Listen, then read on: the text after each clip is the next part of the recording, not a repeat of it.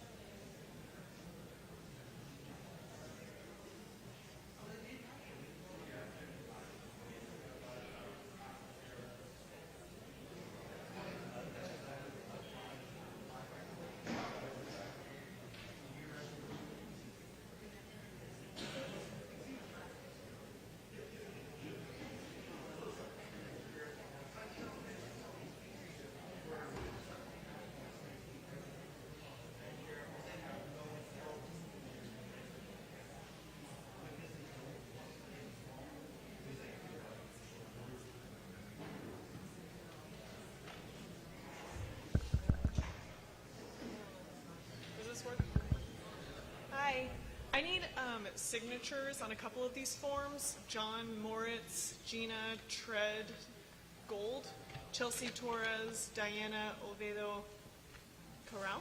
I just need signatures. Which one are you? Oh, can you just say it? If you're family or myself as a private individual, so your occupation. Okay, so myself,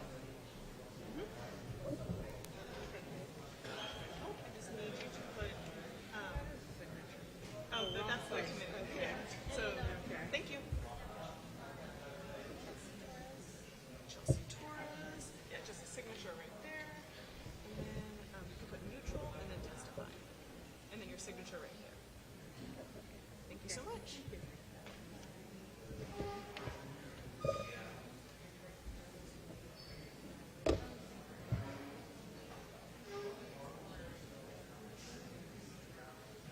Just John Moritz. Can I get you to sign? Right there.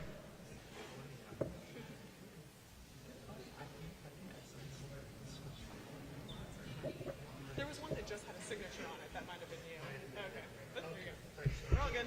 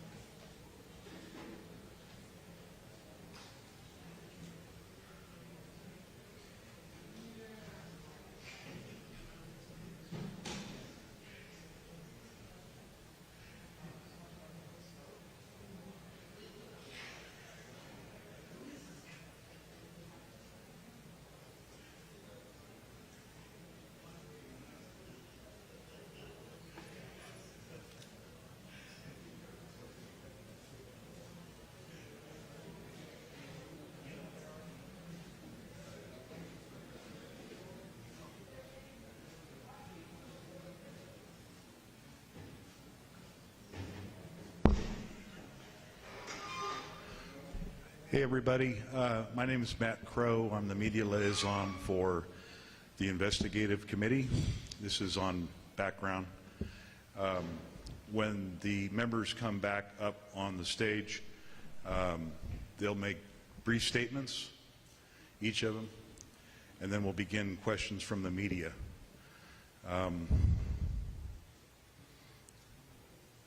We're going to have a hard stop of 5:30 so that the committee can go over to Church of the Sacred Heart and take Mass. Anybody have any questions from the media right now, how this is going to roll? Yes, ma'am. Just the committee up front. Just the committee, yeah. Okay, thanks all. I'm sorry? If we can finish up the press questions, for sure. This has been billed as a press conference. We just met with the families up at the junior college.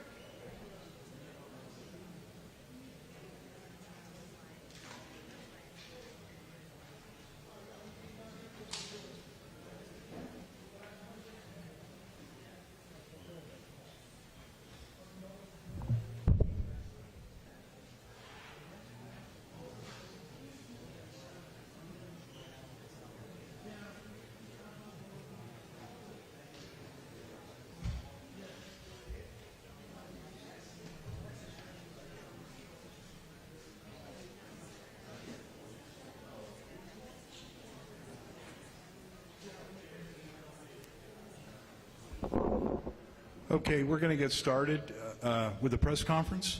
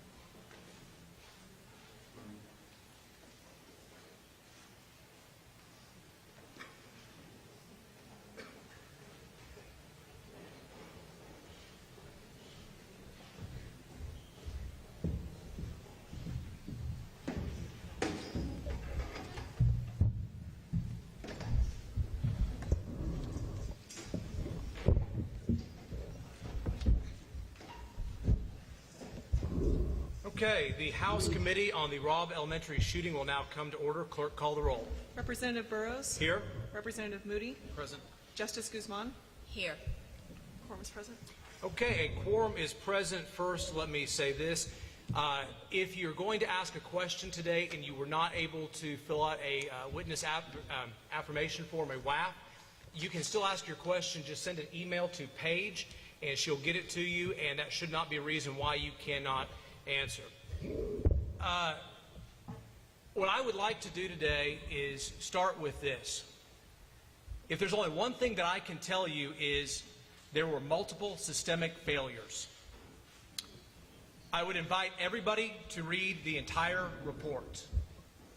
You cannot cherry pick one sentence and use it to say everything without reading it all together and with context. But if we need a simple phrase to describe what the report says, again, I would tell you multiple systemic failures. I want to first thank the mayor of Uvalde for hosting a meeting today with several of the families and asking for us to come by and attend, and I thought that was the respectful thing to do.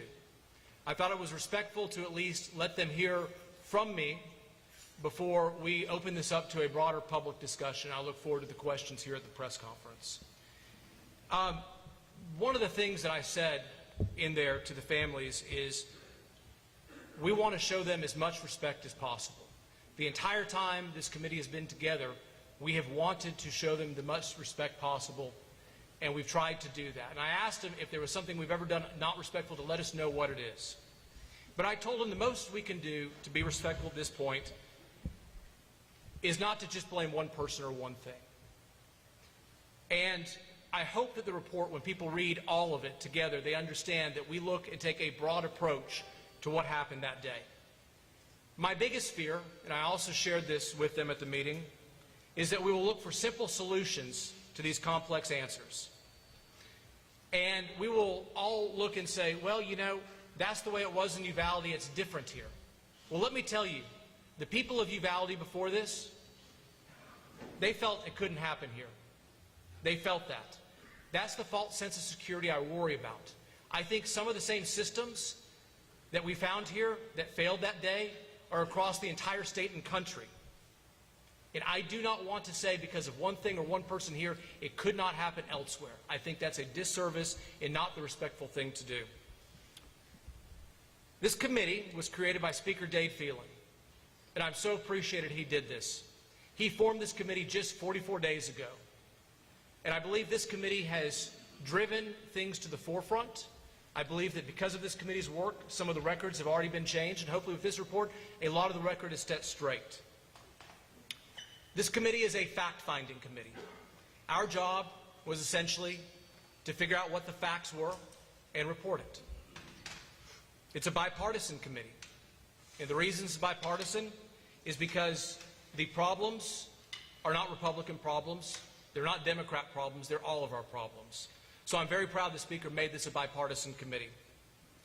There are other committees in the Texas House and Texas Senate that will look at this report, look at the facts that we found here, and discuss and debate the policy that needs to be changed to try to make Texas children safer going forward in the future.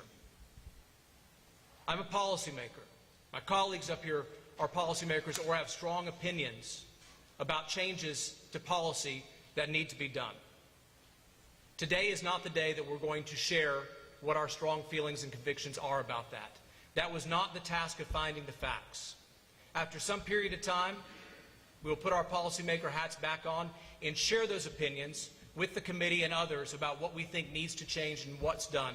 But right now, we're going to let the report speak for itself and focus on the facts that were found in there.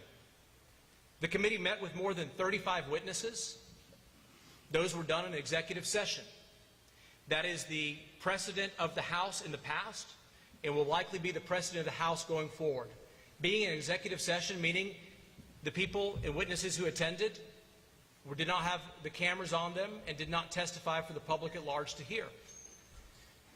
We believe that that probably allowed us to get their testimony quicker, and also they were more candid and more conversational, allowing us to do our job more accurately. Other committees in the state of Texas do have subpoena power and will have the opportunity to subpoena those witnesses for y'all to hear what they have to say for themselves. But that is the precedent of the House for an investigative committee to do this in executive session, which is what we did. In addition to the 35 witnesses that we interviewed, there were 39 independent interviews that our investigators, who did a phenomenal job, held to help us. We reviewed crime scene photos, audio and video from the incident, 911 calls. All of that went into trying to get this report compiled in 44 days so that we could deliver this here to Uvalde, and hopefully you will find this reflective of the facts that we basically could get to. Let me tell you a little bit about the report. We talk about the Uvalde Consolidated Independent School District. And let me say this. With hindsight, we can say the Robb Elementary was not adequately prepared for the risk of a school shooter. The school's 5-foot fence was inadequate. Despite a policy of locked doors, there was a regrettable culture of noncompliance. In fact, all 3 exterior doors to the building were unlocked that day, and multiple interior doors were not secured the day of the shooting. When I talked about the false sense of security, I do not believe that Uvalde Consolidated or Robb Elementary is the only school with these issues in it. I've talked to enough other educators around the state to believe this is a wider problem that we need to continue to look at. We discussed the attacker. You will first notice we did not use his name. When we wanted to release the hallway video to the members of the families and the public, we were not going to show his image. He wanted that, and he did not deserve it. He did not deserve to have that recognition of his face or his name shown because it's what he wanted. Also, there are cultures online who look and believe that when they see these videos, there's something to be inspired by. We did not want others to look at these videos and to watch it and be inspired by it. We only wanted to show the law enforcement response. However, we did give you a more comprehensive look at the background of the attacker. We refer to him that throughout the report because that's how he refers to by the alert training. He fits the profile of many. He came from a broken home with little to no interaction with his father. He struggled in school, both academically and socially. He struggled to fit in and eventually became isolated. He networked through his peers, with his peers through social media and violent video games, and ultimately had a fixation on school shootings and even developed the nickname School Shooter. We also talk in this report about the failures of law enforcement.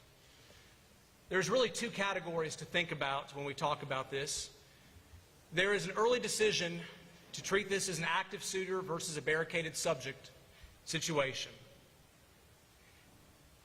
If you know, and the training and standards we set for officers is if you know there's active shooting, active killing going on, or somebody is dying, the standard is you have to continue to do something to stop that killing or stop that dying. That day, several officers in the hallway or in that building knew or should have known there was dying in that classroom. And they should have done more, acted with urgency, tried the door handles, tried to go in through the windows, tried to distract him, tried to do something to address the situation. In fairness, there were many officers at that scene who were either denied access to the building, were told misinformation, some were even told false information. Some were told the police chief of the Consolidated Independent School District was actually inside the room actively negotiating with a suitor, such that they did not know what was happening. They did not have the opportunity to do that. But that's not where the analysis stops. Everyone who came on the scene talked about this being chaotic. The training suggests that that chaos should not happen. Inside the school, there should be a tactical commander, someone who's taking lead on dealing with the actual in the hallway. But there should also be an overall commander. Somebody who's an overall command, flowing the information, making sure everybody knows what is going on. The fact that there was no overall commander outside the building, where there should have been one, should have been known by many. At a minimum, there was multiple opportunities, depending on the relative training and experience of law enforcement officers, to at least ask more questions or offer their guidance to try to remedy the chaotic situation and make sure there was effective overall command. There was a lack of effective overall command that day. Members, I am going to recognize my colleagues for some brief statements, and then we will answer the questions here today. Representative Moody. Thank you, Mr. Chairman. I'm Joe Moody, a Democrat from El Paso. I'm a former prosecutor. I've worked on issues like criminal law and mental health for my entire legislative career. And most importantly, I'm a father of 3. And sadly, I've dealt with mass shootings before. In just 2 weeks, it'll be the 3rd anniversary of the day a young man with a rifle murdered 23 people in El Paso. After that, we all kept asking why. Why did this happen to us? We're here today to provide some of those answers in Uvalde. And while this information will never make up for the unspeakable loss this community has endured, El Pasoans know how important it is to know. I also know the report we've given points to something very complex. It's hard to hear that there were multiple systemic failures because we want to tell ourselves that systems work. We want to tell ourselves there's one person we could point our fingers at. We want to tell ourselves that this won't happen again. That's just not true. What happened here is complicated. But there's also a call to action in this report, because systems are something that we can and must improve. I see the report as a baseline of information that we can all work from. So often these days, politics starts with the answer and doesn't even care about the facts. Here, we're starting with the facts, the most thorough, reliable report that's been done on what happened at Robb Elementary. There's more to do, but this report is a shared platform for us to work from together. The shootings in Uvalde and El Paso have important differences. So do Midland, Odessa, and Sutherland Springs, and Santa Fe, and on and on. But they also have important similarities that we can understand and address as a state. Although today isn't the day for that discussion, that's what this report can and must lead to. I made a promise to the people of El Paso that I haven't forgotten and that I will never forget. To do everything in my power to make sure the legislature understands what happened and why, and to fight for the solutions that we deserve. I make that same promise here today in Uvalde. Thank you, Mr. Chairman. Thank you, Representative Moody. Justice Guzman. Good afternoon. Amiba Guzman, I'm a former Texas Supreme Court judge, and I'm the public member of this committee. For the past several weeks, we have traveled to Uvalde and to take testimony, to hear firsthand what took place and in pursuit of the truth. We did so at the request of Texas House Speaker Dade Phelan, who charged us with delivering answers to the families who lost their loved ones and who seek to understand what happened that day. How could there be so many multiple systemic failures? As our state and our country mourn the tragic deaths at Robb Elementary, our committee unpacked the evidence to discover and report the facts. As a former judge, I spent much of my professional life ensuring that the facts I relied on to make decisions were accurate. I brought to this process that same determination. After all, accurate facts have to provide the backdrop for any policy changes that will come out of this. Throughout the investigative process, our only agenda was to follow the facts and the evidence. As John Adams famously said, whatever may be our wishes, our inclinations, or the dictates of our passion, they cannot alter the state of the facts and the evidence. That's where we placed our focus. There, we found the truth about what really happened at Robb Elementary that day. But we also found the reality of the breakdowns in procedures and protocols and processes, of the breakdowns and failures in judgment and decision-making that occurred before and during the tragedy.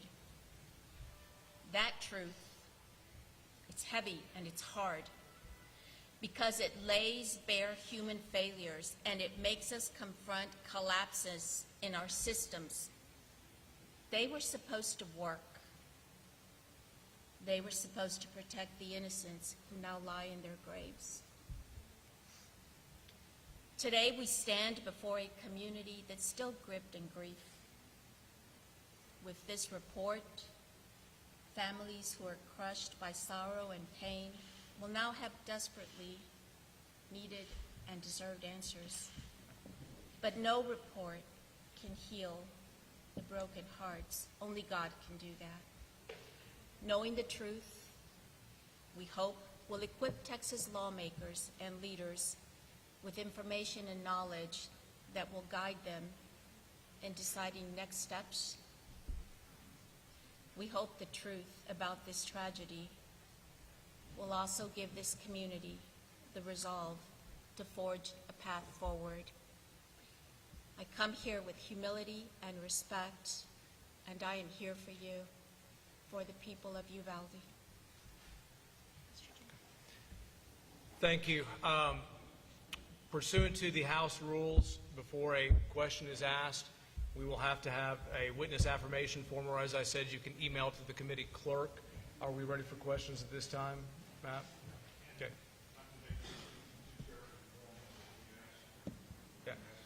Yeah. When you ask your question, could you tell us your name and what news affiliate you represent? So with that, we'll start with the media with questions. Could you state your name and your affiliation? Thanks.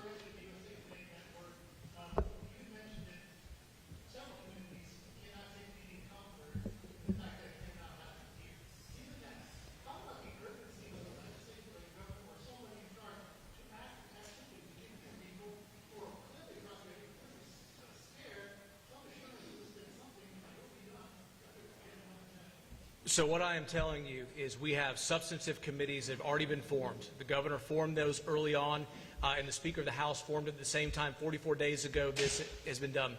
They've already been working on this. We now have some baseline information we can report to the legislature, help them basically make some decisions about systemic failures. I think each community can look at the things we've laid out in this report and make some determinations about how to prevent that from happening. I will tell you, not as a legislator, not as a chairman of this committee, but as a father, I have asked teachers at my schools, principals at my schools, and others about some of the things that we learned to find out what the culture is and intend to continue to work on it. I think it takes everybody to continue to ask questions. Next question. Oh.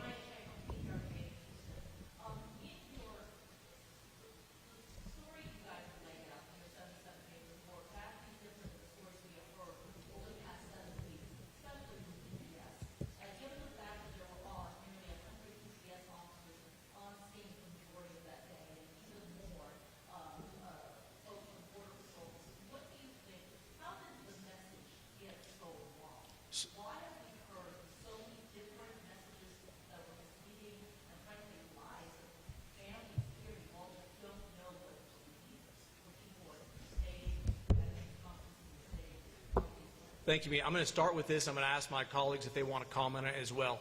Multiple systemic failures. Our report does not look at other comments that have been made to try to compare or contrast them whatsoever. We laid out the basic facts as we were charged with to do.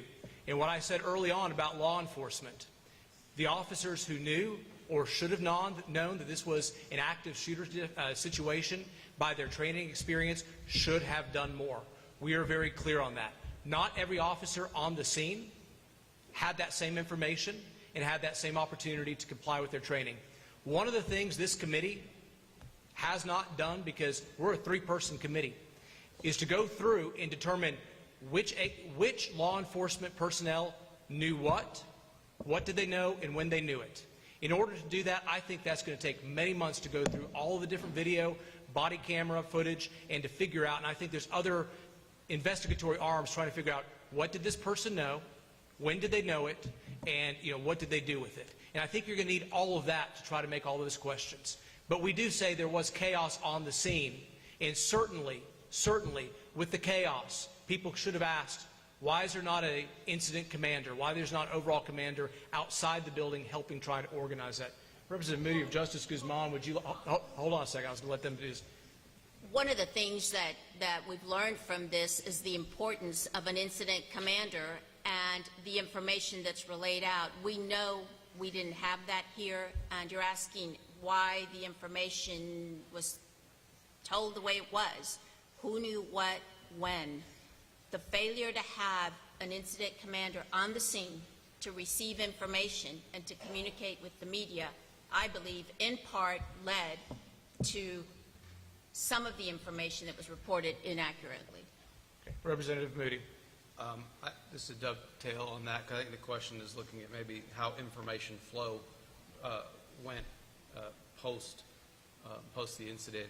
And there is a section in the report about information flow and how we believe that it is incumbent upon law enforcement as they make reports to report what is verifiable, understand what is verifiable and what is not verifiable. So when the chairman talks about multiple systemic failures, one of those is the handling of information in this investigation, and that's why it's in the report in that section. Okay. Next question. Yes, over here. Oh, next we're on the next question. Could we just hold it to one follow-up and give everyone else a chance? Rosa, go ahead.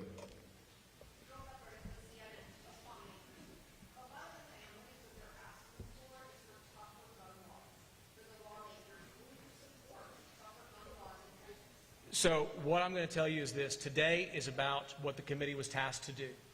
It was tasked to come up with the facts. And that is what the committee was charged with by the Speaker. After a modicum of time, and by the way, there are other substantive committees that have explained this, looking at the policy and is going to debate everything.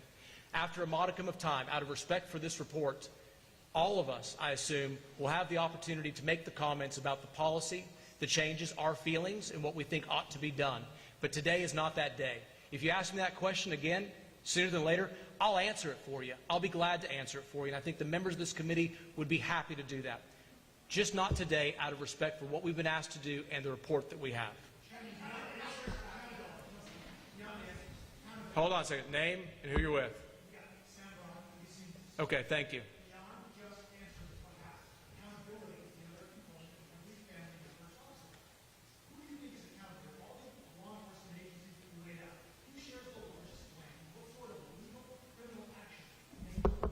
So I'm going to tell you, it's a great question, and it's one that I wish I was in a position to answer about all of the mechanics of it.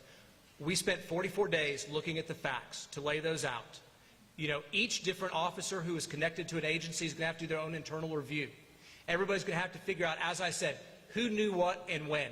And if somebody failed to exercise their training, if somebody knew there were victims in there being killed or dying and did not do more, I believe those agencies will have to find accountability for those officers. But that is not what we are tasked with in this report to come with. And I understand that, but the limit, what we have done is put the facts forward so others can take a look at that. Representative Moody or Justice Guzman? Those facts will allow those agencies to take a deeper dive into the actions of law enforcement and hold them accountable. The report says if you're not willing to put the lives of the people you serve, of those children before your own, in my view, you should find another job.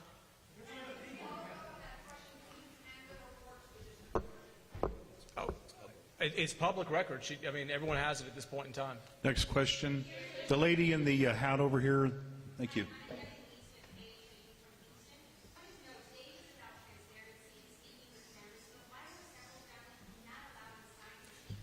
Yeah, great question. I actually learned from it from your reporting for the first time. It was not a meeting that we organized. We came at the mayor's invitation. I don't know the specifics of it. Had not had a chance to actually find out, but certainly there is nobody that I'm not willing to visit with and help understand, deliver a copy to. And if somebody, you know, a family member did not go into the meeting, you know, I'd love to know the circumstances, love to sit down and visit with them, happy to do that one-on-one. But, you know, that was not, I did not ask anybody, obviously, not to be there. And NBC back there in the dress. Go ahead. Yeah.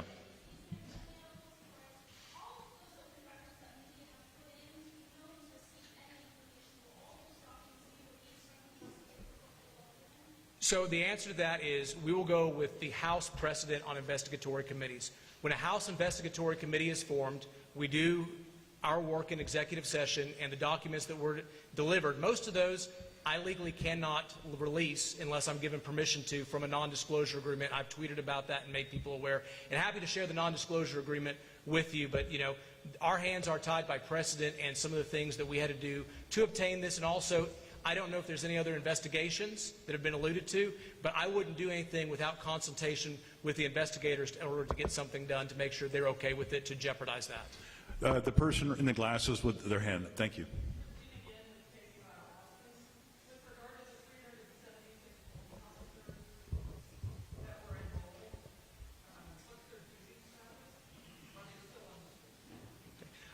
We are not advised at this time. You're going to have to talk to, you know, the different individuals, the agency heads, and again, I'm assuming they're going through a very complicated review of looking at body cam footage to figure out what information was actually available, what was not, those types of things, and we do not have able to do that. This Lady in the back with the face mask. I know there's a lot, but you know who I'm talking about, right there in the glasses.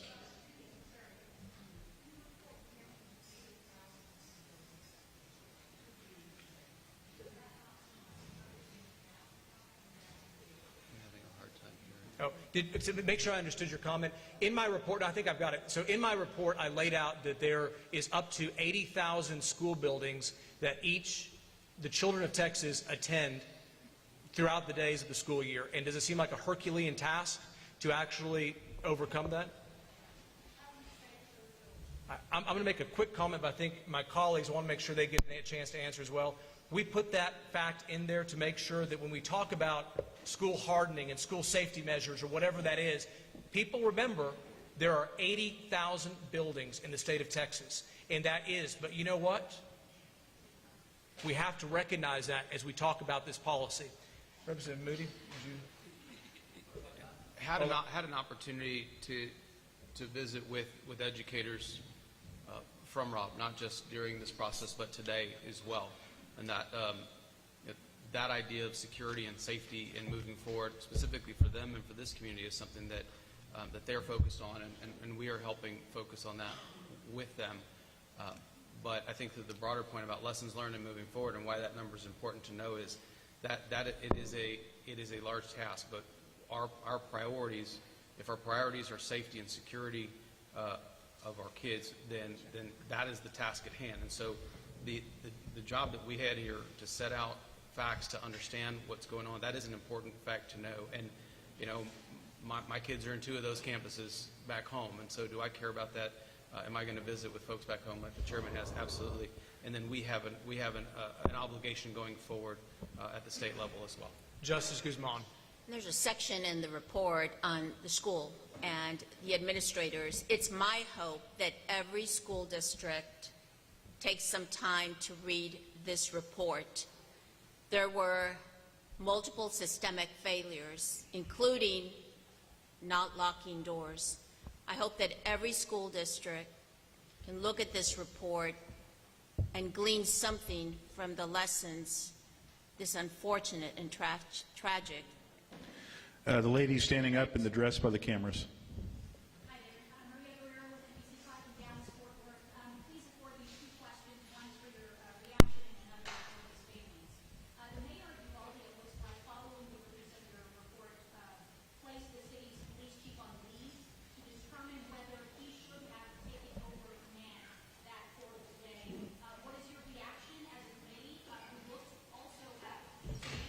What is your reaction to this decision? And based on your findings, should he have taken command? That wasn't extremely clear in the findings. So this is so the question was about the mayor's most recent actions. You know, I saw him earlier. He made mention of that. I don't know if our report, gave him the emphasis to be able to do that or not. I'm not aware. But obviously, you would need to talk to the mayor, and I respect the mayor's decisions, after reading the report into doing, what he thinks needs to be done to protect the people of Uvalde. The second question that you asked was, remind me? No, should he have, based on what you guys found out, should he, the police chief of the city, taken over command? Yeah, I think at the end of the day, we do not specify which officers should have taken over command in here, because that'd be kind of a little bit of our opinion as to who should have. What I will tell you is this. There were officers in that building who knew or should have known more needed to be done. And there was also officers who should have seen some of the chaos going on, and at least, at a minimum, if they didn't take over command or try to assume command, they should have began asking questions or offer their support and guidance. And eventually, maybe they would have gotten command to have a better response from that. Lady in the front row, go ahead. Oh. Okay, go ahead. The report says most of these babies were killed in that first barrage of gunfire before officers ever stepped foot inside of that building. How many could have been saved still is not known. How do you guys know that?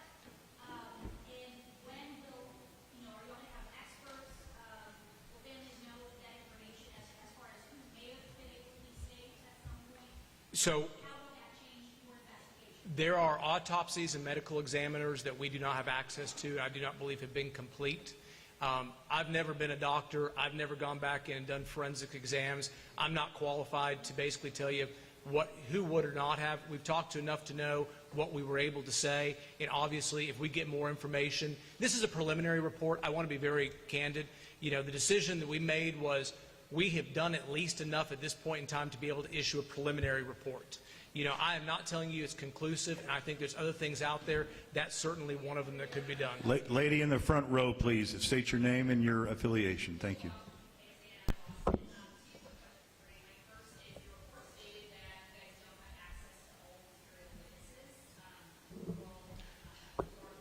Federal, we don't have we do not have jurisdiction over federal officers, agents to basically, force them to comply with the subpoena to bring them in. So that's one of the things that, we did not, and a lot of them have body cameras. Lady in the back row with your hand up, please. You got a follow-up? Okay, go ahead. We got short time, so let's try and move it along. Before you ask that, Representative Moody wants to follow up on that as well. I want to make sure he has good time as well. Hold on.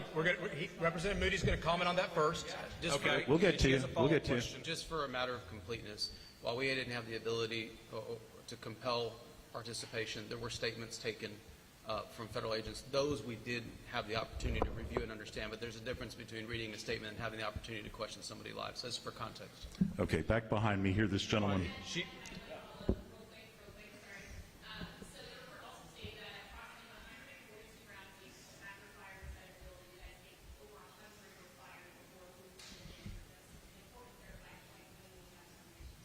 So that was confirmed to us by the investigation being done by the FBI and the DPS. They confirmed that with the video evidence, as far as it, and certainly that's commensurate with, I think, what you hear when you hear the audio and sound of that nature. Okay, you good? Okay. It was in the first, Justice Okay, Guzman right. has something to follow up on real it quick. was in the first 2.5 minutes, the report says 100 rounds were fired. All right. Thank you. Go ahead. Can I do a Spanish? Yes. El reporte preliminar habla que no hay un responsable, que no hay un villano. ¿Qué va a pasar con los agentes involucrados? Posiblemente se le pueda aplicar cargos. El mensaje en español para mucha gente que no sabe inglés. La pregunta es sobre el villano. El reportaje identifica un villano, el que mató a los niños. La segunda parte de la pregunta es, ¿qué va a pasar con los del Departamento de Policía que estaban allí, 376, que estaban presentes y 77 minutos antes de que entraran al cuarto? El reporte identifica los hechos. ¿Quién los va a hacer responsables? Será un proceso por la agencia, por quien trabajan. Me imagino y sé que puedo confirmar que están revisando qué pasó, cuándo pasó, quién sabía qué cosa. Y eso es algo que la gente de Uvalde necesita, ¿verdad? Esas familias necesitan saber que alguien va a identificar quién tenía más responsabilidad, quién sabía más. Gracias. Thank you, Chair. Okay. Robert, go ahead.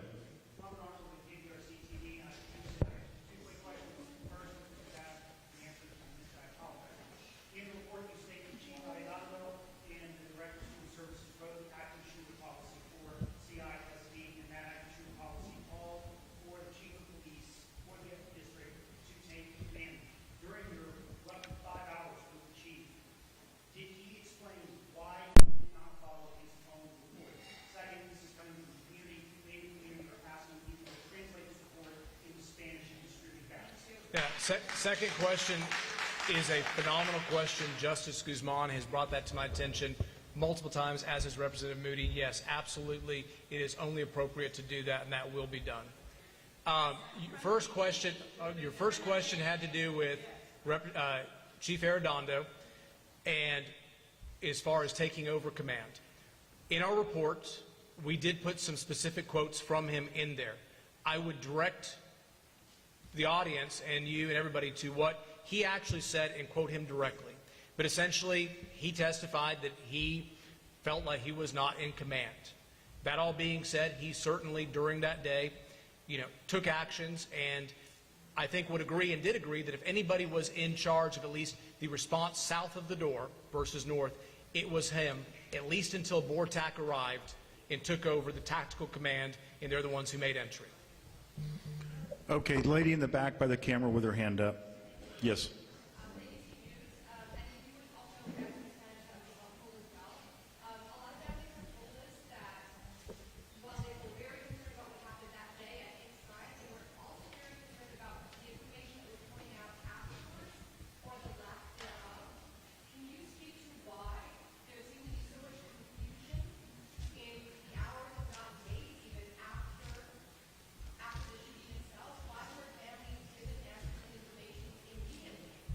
Let me say this, that I think Representative Moody, I'm going to let him answer it, and then Justice Guzman, and make sure she be able to translate parts of it, what she wants to say in Spanish. It is clear that this report does try to address the impact of the misinformation on the community. Who knew what, when, and how it flowed was clearly issues and has created some problems. In the back part of the report certainly does touch on that. And our report speaks to that very directly, very clearly. And I want to thank Representative Moody for taking part of the lead on helping that, and I'd like him to be able to give the opportunity to say some more, and I'm going to let Justice Guzman speak to that some more as well. As we worked on this and understood that there were multiple systemic failures in security and in police response, and in the life of the attacker, right? And how those systems that we have didn't address any of that. What became very evident to us also was that the information flow exacerbated the pain of this community that was told to us multiple times, that those the back and forth or the out of context or the mistruths or half-truths were harmful in and of themselves. And so as we discussed multiple systemic failures, we said we have to address that this portion of the investigation was also a failure and has caused a rightfully cynical approach to the way this committee has done its business, even though, as the chairman stated, this is the way investigative committees always work. But when you lay that on, we don't operate in a vacuum. When you lay that on top of the situation as it was, or as it is, then you have to address it and put it forward. That's why it's in the report. Because our job, and we saw very clearly, is not to add to that confusion, but to create stable, level ground that unifies facts that we can then build from. There are many of us that in this community and across the state that want to know where we go next in a lot of different areas. I know as policymakers, we're going to turn that corner and do that too. But you cannot do that without a stabilizing force of facts. That was our mission here. That's why we addressed the fact that information flow was part of the systemic failure that occurred here in Uvalde. Justice Guzman. Quiero clarificar que el reporte se va a traducir a español en las próximas semanas. La pregunta... Claro, la pregunta es sobre el impacto de la información, la falta de confianza. Lo estamos escuchando aquí, la falta de confianza de cómo se comunica la... Let me get through this one answer and then we'll address your concerns. Thank you. Yeah. La falta de confianza en la comunidad porque la información que recibieron era diferente. Una persona decía una cosa, otro decía otra cosa. Esto causó dolor y confusión en la comunidad. El reporte habla sobre eso. Y habla sobre que fallaron los sistemas, no solo los oficiales, sino las personas que estaban comunicando. Y esperamos que esta información en el futuro produzca un sistema donde la información que la comunidad recibe es correcta y que no tienen que escuchar 3 veces la información y cada vez es diferente. Gracias. All right. As I stated at the beginning, we have to make a 6 o'clock mass. This is going to be the last question, and that goes to that lady right over there in the blue.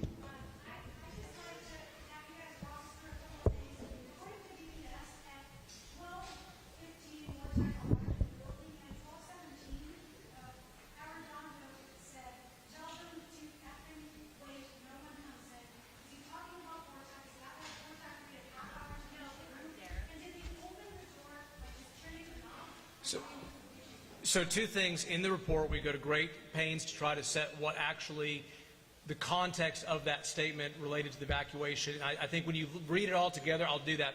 Let me address the key, because I think this is very important. A lot of questions have asked about it. The statements from BORTAC were, yes, they put a key in the door and they unlocked it. There is enough information to be very uncertain whether or not that door was ever locked. The committee believes, based on all the testimony and information we've received, it was very likely that door was either not locked or secured at the time. However, I am not willing to tell you with 100% absolute certainty that we know, and we may never know, whether or not that door was actually locked and secured at that time. But there's a strong emphasis, and we put it in the report, that it is more likely than not, very strong, that if somebody had just gone up and tried the door handle, they could have opened it without a key. Thank you, Mr. Chairman. That'll be it for today. We've got to get to Mass. The Archbishop has invited us, and we're going to move on out. Thank you so much.